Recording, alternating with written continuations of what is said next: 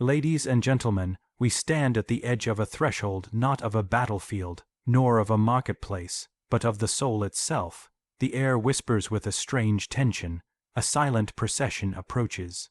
They are coming, but who are they? They are not invaders of land, but visitors of the mind, not aliens from beyond the stars, but forces from within archetypes, shadows, forgotten truths buried beneath our waking selves. What moves us most in life is not always what stands plainly before our eyes. We are quick to trust the tangible, what we can touch, measure, explain. We build our lives around the visible, names, titles, structures, appearances. Yet the true architects of our behavior, our fears, our longings, they do not walk in daylight. They dwell in the unseen. There are forces at work in each of us that shape our every decision, yet we often remain strangers to them. Think of the dream that lingers in your bones long after waking. Think of the sudden, irrational reaction to a word, a face, a silence. Where did it come from? Not the mind you think you know. It came from deeper places untouched by reason but rich in meaning. Civilizations have always known, though they may forget. The unseen governs the seen. Myths, religions, symbols, all are attempts to give form to what cannot be fully grasped. Even in modern times, we speak of the subconscious, the collective inheritance of thought and instinct, as if trying to place labels on fog. But no matter what we name it, it acts, it stirs, it guides. A man may believe he is free, rational, in control, but let one symbol from a dream speak to him, a snake, a storm, a familiar stranger, and suddenly his entire world view trembles. He realizes that behind his choices lie impulses, desires, fears he never invited, yet have lived within him always. What is this, if not proof that the unseen commands far more power than we like to admit? What we suppress does not disappear, it waits, it watches, and eventually it returns, often in ways we do not understand, a breakdown, an obsession, a strange emptiness we cannot explain. These are not accidents. They are the unconscious calling for our attention, and when we do not listen willingly, it forces us to hear. To deny the unseen is to live only half a life. One may be successful in the eyes of the world, but inwardly divided, hollow, chasing shadows. But to turn inward to explore the hidden corners of the soul, the forgotten symbols, the repressed truths, that is where power begins. Not the power of control, but of integration, the power of becoming whole. So remember this, it is not what is most obvious that rules your life. It is what lies beneath the memories you've buried, the images that haunt your silence, the intuitions you ignore. The unseen is not your enemy. It is your inheritance, and until you face it, it will face you from behind every mask, every mirror, every dream. Before the light enters a room, the shadow is already there, quietly waiting. Before the hero draws his sword, the monster rises. And before any true transformation can take root in the soul, the shadow must first make itself known. It is always this way. The shadow arrives first, not because it is evil, but because it is forgotten. What is the shadow? It is everything we have cast aside in order to survive, to belong, to be praised, to be seen as good. It is the anger we were not allowed to feel, the desires we were taught to fear, the weaknesses we refused to admit. We did not kill these parts of ourselves, we buried them, and buried things do not die. They wait, and eventually they return. The shadow does not knock politely. It often enters as a disturbance, a sudden rage, a quiet bitterness, a pattern we cannot escape. It appears in projection, in our hatred of others, in our contempt for what we secretly envy. It wears many masks, but always reflects something we've hidden from ourselves. This is why its arrival feels like a threat. Not because the shadow seeks to harm us, but because it exposes us. It demands we confront the parts of ourselves we swore never to meet, and so we resist. We blame others. We numb ourselves. We chase distractions. But the more we resist, the more it tightens its grip, not out of malice, but because wholeness cannot be built on denial.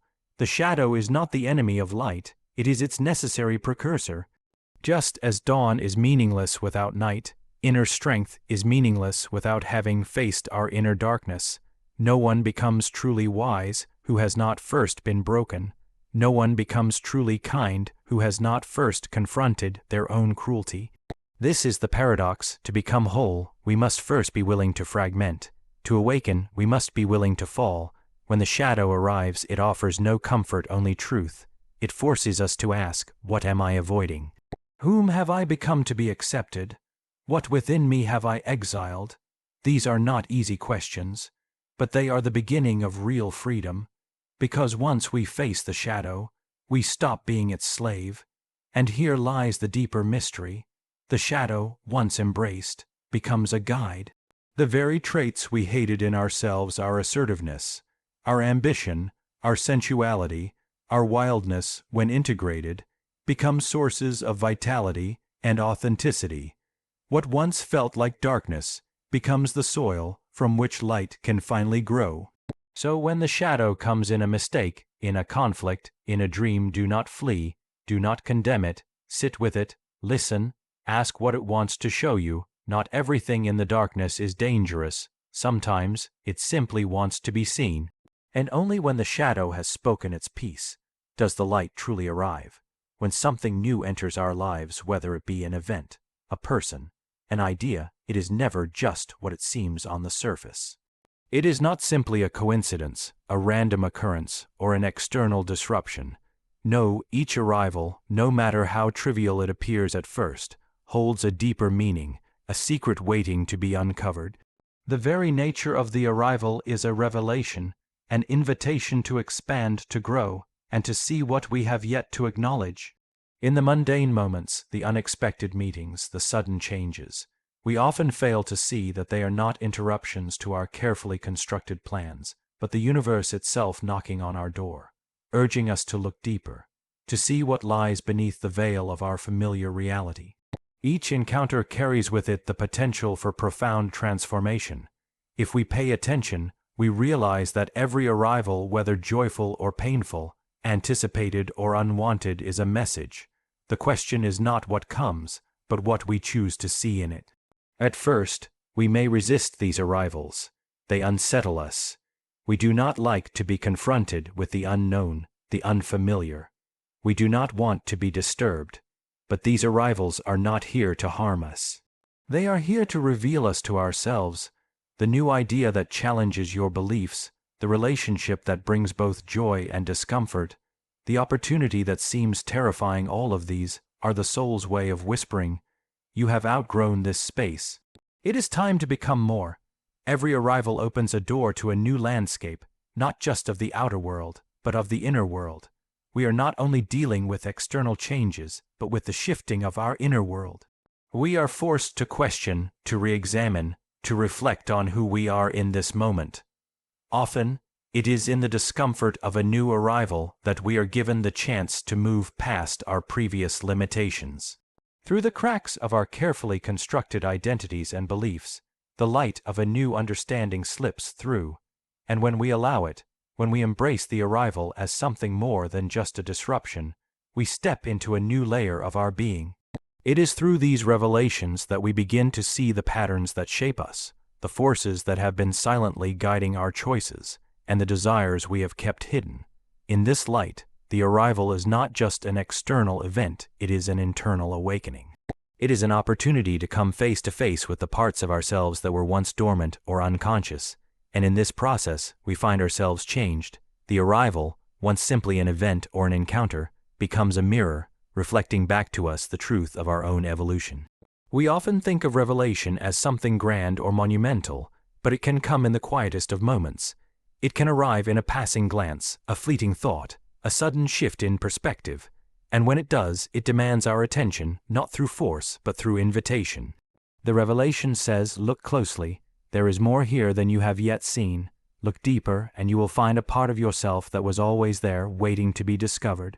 And perhaps this is the greatest gift of any arrival, the chance to be revealed, to step into a new understanding of ourselves and the world around us.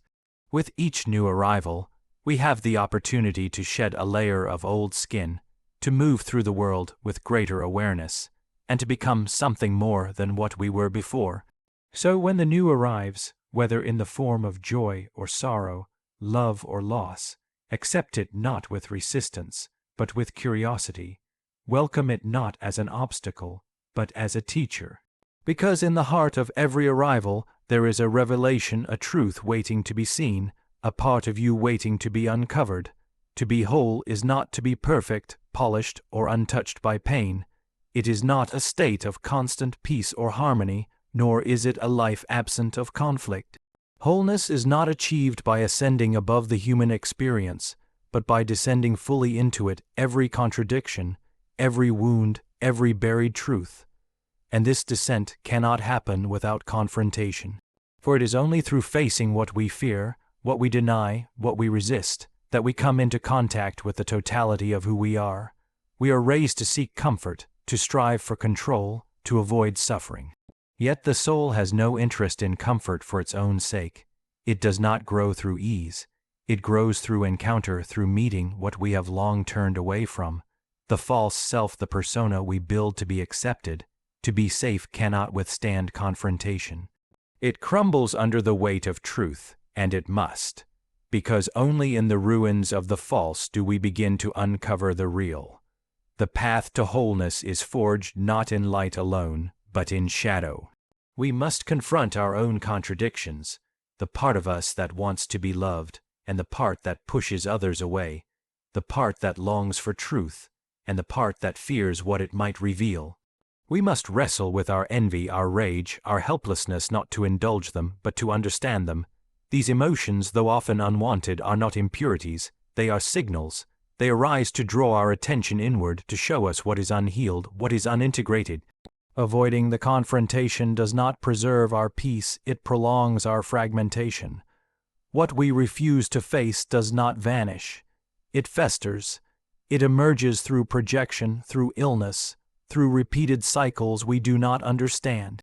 Life, in its quiet wisdom, will continue to present us with the same challenges, the same archetypal figures, until we stop running and turn to face them. There is a fierce grace in this process. Because when we confront something within us, a fear, a pattern, a memory, and we stay present with it, we take back a piece of our soul. What was once exiled becomes known. What was once hidden becomes seen. And it is in this seeing, this direct and courageous encounter, that transformation begins. The process is not comfortable. It is raw. It may look like a breakdown, a crisis, a collapse, but beneath the surface, something far greater is occurring. The inner architecture is being reshaped. The false walls are being torn down. The light is not entering us from outside, it is emerging from within, from the very places we tried to bury. Through confrontation, we learn that our pain is not our enemy. It is our map. Our anger is not a curse, it is a boundary waiting to be drawn. Our sorrow is not weakness, it is the recognition of something sacred that has been lost. To confront these feelings is to reclaim our depth, to rediscover our roots, to become real. No one becomes whole by staying in the shallow end of the soul. One must dive into the dark waters, endure the storms, and come out soaked in truth. And when we do, something remarkable happens. We begin to feel solid, anchored, authentic. Not perfect, but real. We no longer need to pretend. We no longer need to hide. We become integrated, capable of holding both light and shadow without being torn apart. This is the essence of wholeness. Not the absence of struggle, but the presence of courage. Not the denial of brokenness, but the willingness to meet it face to face.